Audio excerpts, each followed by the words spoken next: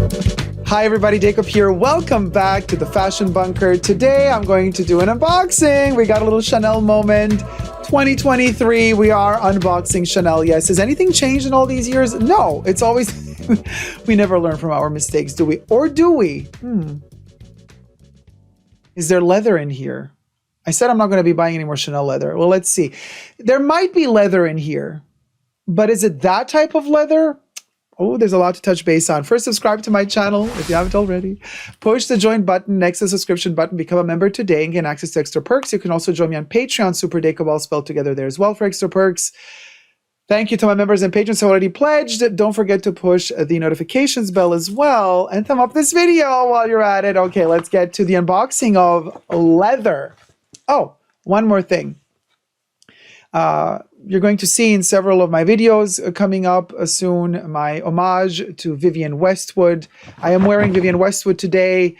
She's one of my favorite designers, and she unfortunately passed away end of 2022. So to honor her, I am wearing several of her manifesto pieces, like this one, Do It Yourself manifesto with her own handwritten and then printed handwriting manifesto, activeresistance.co.uk. So not sponsored, by the way. These are all pieces that I bought throughout the years. And I am just homaging her, remembering her. You guys should check out Vivienne Westwood. She is amazing. So Vivienne, this one's for you. Thank you so much for everything you've done. It's hard for me to talk. I start crying over and over again. You know, I shot a movie with Vivienne Westwood called Art Lovers Unite. Hopefully it's going to get distribution soon everywhere, but it's had its world premiere in Melbourne at the Melbourne Documentary Film Festival. Then it went to have its European premiere in Barcelona at the DART Documentary Film Festival. So, I mean, it's doing great. And I'm just so happy to have had the opportunity to get to work with this lovely, lovely genius.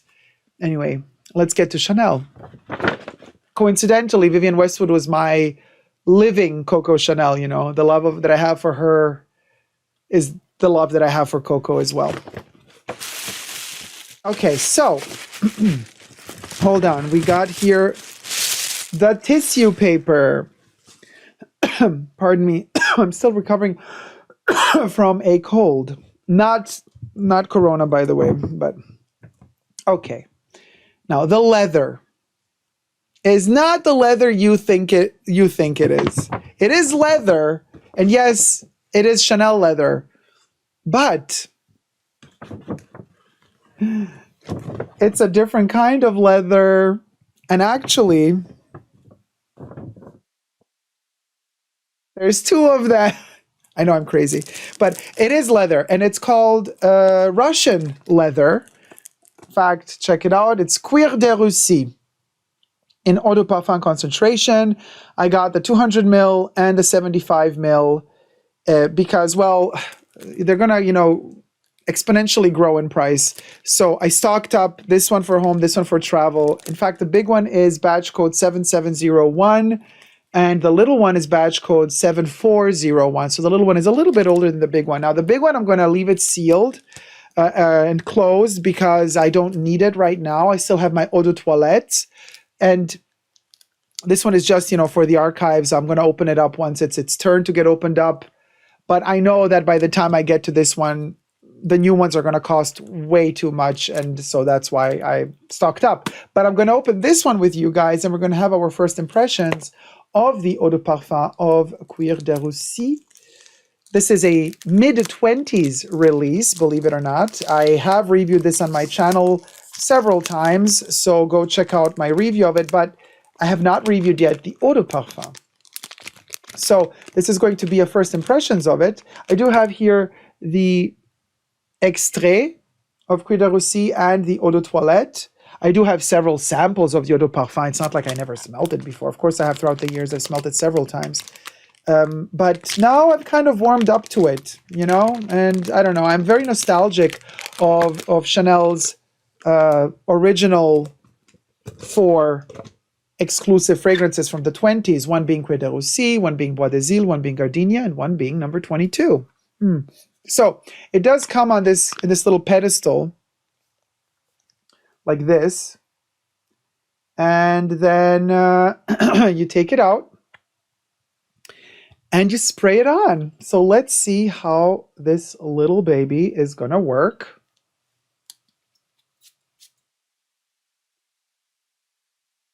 Oh my gosh. Listen, it is a soft leather accord. You know, a lot of people are afraid of Cuir de Russie because like Russian leather sounds like something heavy. And also some people say, oh, Russia? Wait, but doesn't Russia have issues right now with Ukraine? I'm like, wait, hold on a minute. You guys.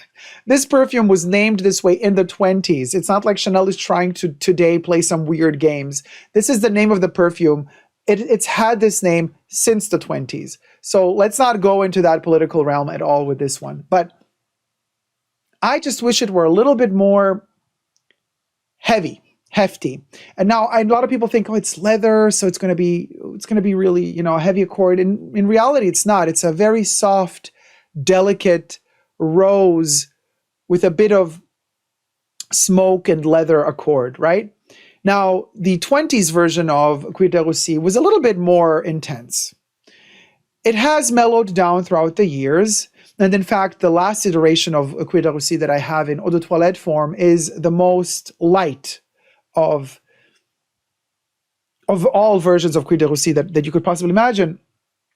The pure perfume, the extrait, in fact, you can see is a little bit darker in color. It has a bit more heft to it, but even the Parfum doesn't deliver this concept of heft that you might think it should have because of the name. Cuir de Russie. It sounds like something opulent. When in reality, it's a beautiful, tamed, slightly powdery, floral accord with delicate hints of leather woven in it. It's a very elegant leather fragrance like nobody else ever made. You know, usually leather goes into the hefty direction. So I'm pleasantly surprised that it's not a cliche of a leather fragrance, even in the Eau de Parfum concentration.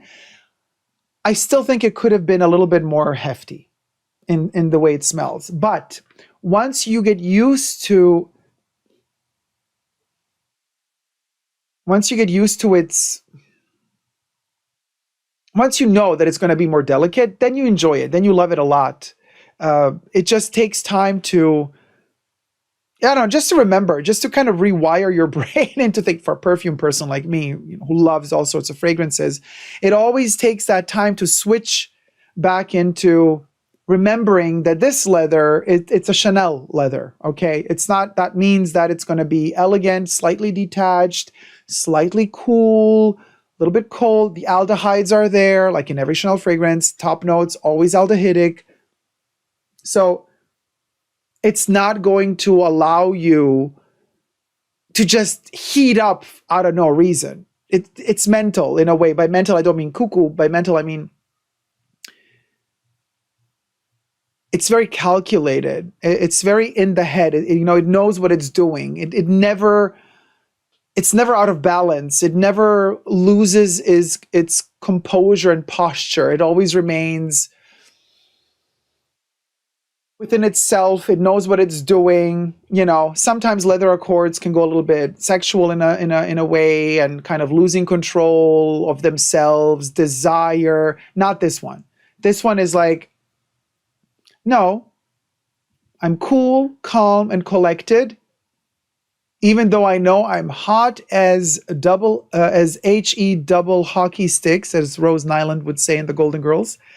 So it's a very calculated and calculative fragrance in the best of ways. And it remains soft throughout its entire lifespan on the skin. It's really, really beautiful, extremely elegant leather accord. Now, as first impressions from the Eau de Parfum, I can say the current formula, 7401, interestingly enough, is kind of reining back into the Eau de Toilette realm.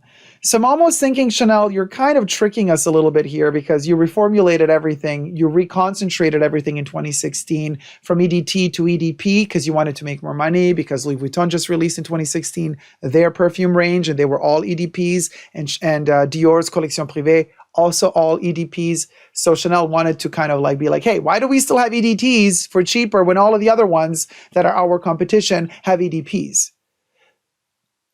Now, in the beginning, Cuir de Russie was slightly different. in 2016, 17 as an EDP. It was sweeter. Now I feel like they're watering it down again, you know, to save money. And so the EDP smells closer to the EDT again, which is fine by me because I love the EDT. So I'm really happy that this happened. But maybe some people will not be so happy with this. I'm personally super thrilled that, yes, even though we're paying more for an EDP, that it smells again closer to what the EDT used to be. So I'm totally fine with that. I will be, of course, dedicating more intense review to this one. I'm going to let it, you know, breathe a little, and I'm going to wear it for some time, and then we're going to do a proper in-depth review as well. This was juicy, you know, unboxing and first impressions. Thank you guys so much for watching. Let me know your thoughts down below, and until next time, never forget to never give up on love. Bye.